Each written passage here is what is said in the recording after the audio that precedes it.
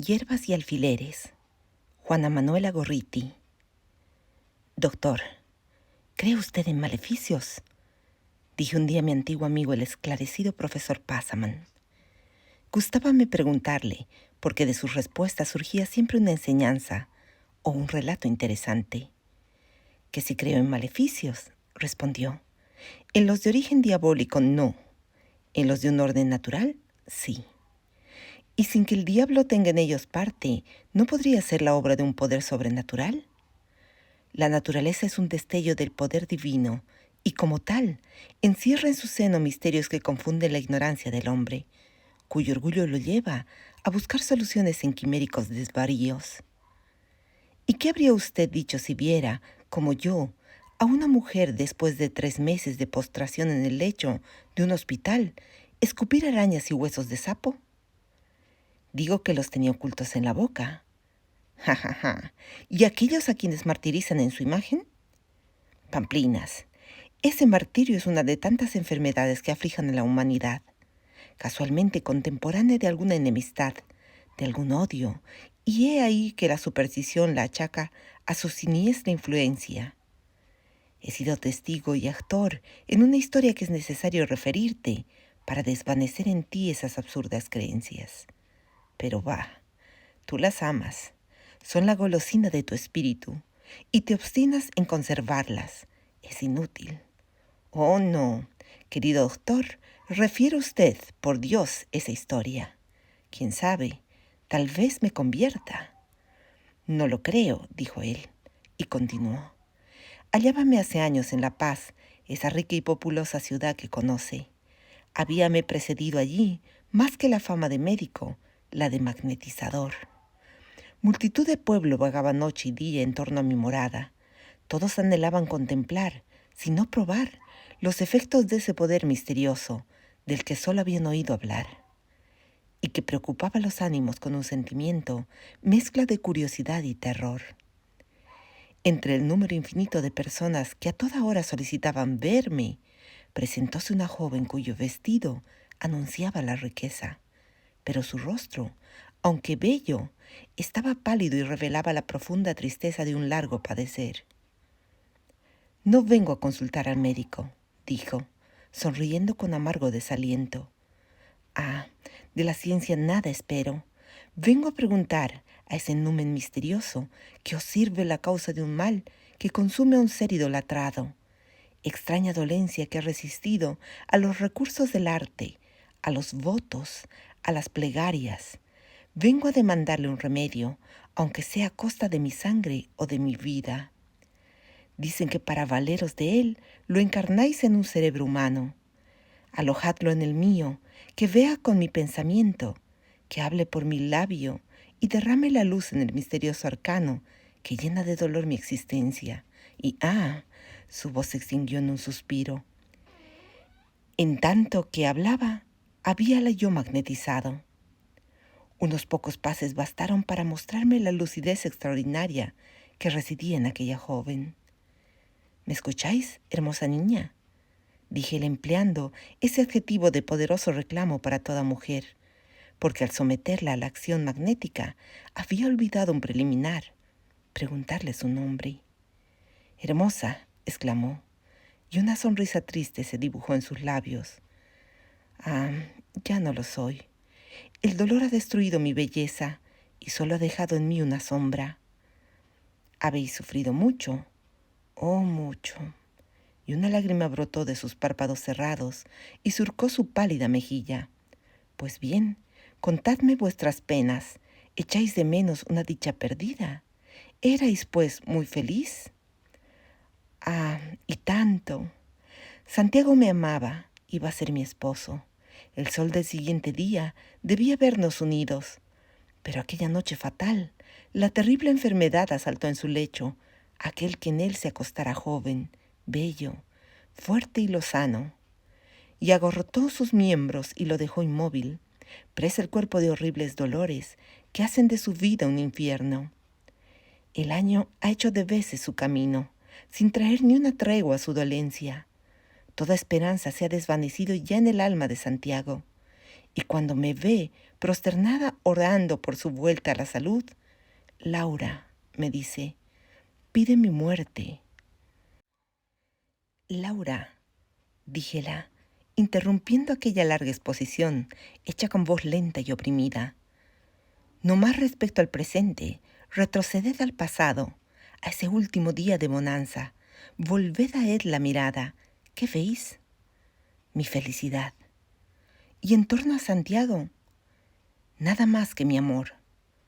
Nada más. Mirad bien.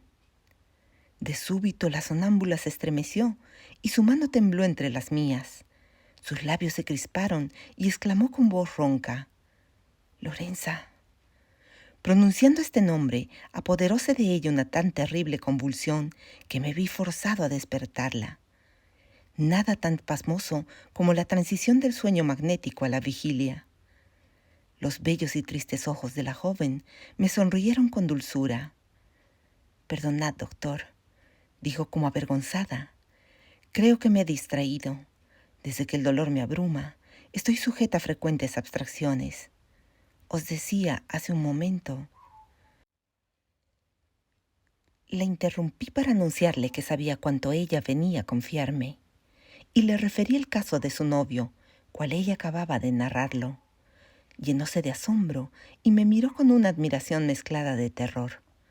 «Oh», exclamó, «pues que penetráis en lo desconocido, debéis saber la naturaleza del mal que aqueja al desventurado Santiago y lo lleva al sepulcro. Salvadlo, doctor, salvadlo. Él y yo somos ricos y os daremos nuestro oro y nuestra eterna gratitud». Y la joven lloraba. Logré tranquilizarla y le ofrecí restituir la salud a su novio. Esta promesa cambió en gozo su dolor, y con el confiado abandono de la juventud entregóse a la esperanza. Aventuré entonces el nombre de Lorenza. Laura hizo un ademán de sorpresa. «Pues que ese don maravilloso os hace verlo todo. No es necesario deciros que Lorenza es la amiga según mi corazón. Ah, y sin sus consuelos, sin la parte inmensa que toman mis penas, tiempo que de éstas me habrían muerto». El contraste que estas palabras de Laura formaban con el acento siniestro de su voz, al pronunciar, poco antes, el nombre de Lorenza, hicieron entrever un misterio que me propuse aclarar. Laura se despidió y una hora después fui llamado por la familia de su novio. Entré en una casa de aspecto aristocrático y encontré un bello joven pálido y demacrado, tendido en un lecho, y como lo había dicho Laura, agarrotados todos sus miembros por una horrible parálisis que lo tenía postrado hacía 2 años, sin que ninguno de los sistemas de curación adoptados por los diferentes facultativos que lo habían asistido pudiera aliviarlo. Yo, como ellos, seguí el mío, pero en vano. Aquella enfermedad resistía todos los esfuerzos de la ciencia y parecía burlarse de mí con síntomas disparatados que cambiaban cada día mi diagnóstico. Picado en lo vivo, consagréme con obstinación a esa asistencia, secundado por Laura y su amiga Lorenza. En cuanto a esta, no tardé en leer en su alma. Amaba a Santiago. Laura había penetrado ese misterio a la luz del sueño magnético. He ahí por qué pronunciara con indignación el nombre de Lorenza.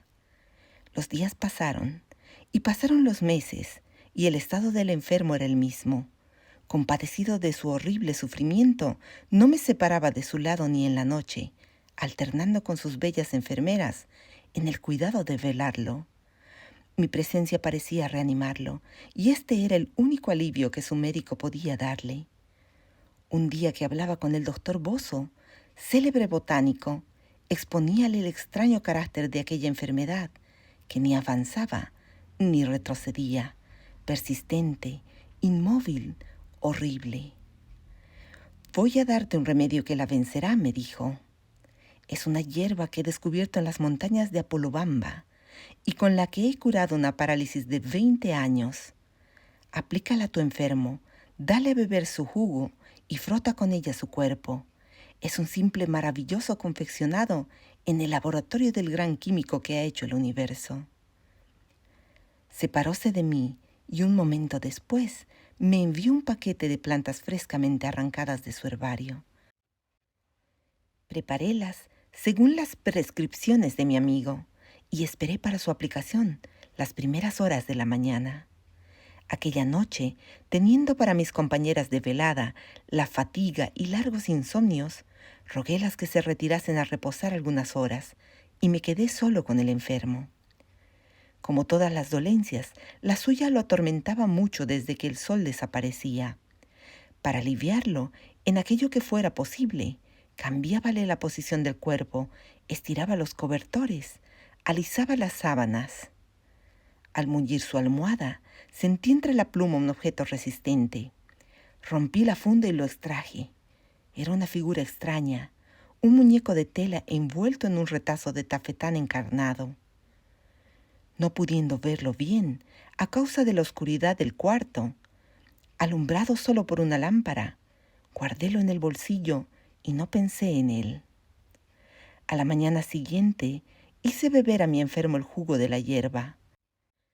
Dile la frotación y dejándolo al cuidado de Laura y su amiga, fui a pasar el día con mi esposa, que se hallaba veraneando en el lindo pueblecito de Obrajes. Mientras hablaba con ella y varios amigos buscando mi pañuelo, encontré el muñeco. Mi mujer se apoderó de él y se dio a inspeccionarlo. De repente hizo una exclamación de sorpresa. El muñeco estaba clavado con alfileres, desde el cuello hasta la punta de los pies. Como tú, la señora Passaman es supersticiosa y se arrojó a la región de lo fantástico.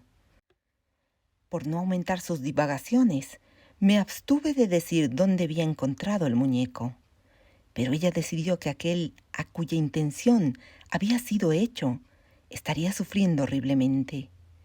Aquellas palabras me impresionaron y sin quererlo pensé en mi pobre enfermo, y cosa extraña, contemplando aquella figura, creí hallarle semejanza con Santiago. Mi esposa, apiadada del original de aquella efigie, propúsose librar a ésta de sus alfileres, pero el óxido los había adherido a la tela de que estaba hecho y vestido el muñeco, y solo valiéndose de una pinza de mi estuche pudo conseguirlo. Luego que lo hubo desembarazado de su tortura, envolviólo piadosamente en un pañuelo de batista y lo guardó en el fondo de su cofre. Cuando al anochecer regresé a la ciudad y entré en mi casa, encontré escrito 20 veces en la pizarra un llamamiento urgente de casa de Santiago. Corrí allá y hallé una gran desolación. Laura, de rodillas y anegada en lágrimas, tenía entre sus manos la mano yerta de Santiago, que inmóvil, desencajado el semblante y cerrados los ojos, parecía un cadáver. Lorenza, de pie, pálida y secos los ojos, fijaba en Santiago una mirada extraña. «Ah, doctor, vuestro remedio lo ha muerto», exclamó Laura.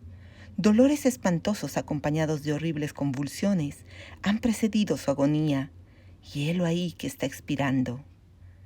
Sin responderla, acerquéme al enfermo, examiné su pulso y encontré en aquel aniquilamiento un sueño natural. Sentéme a la cabecera de la cama, pedí el jugo de la hierba y, entreabriendo los labios al enfermo, hícele pasar de hora en hora algunas gotas durante toda la noche.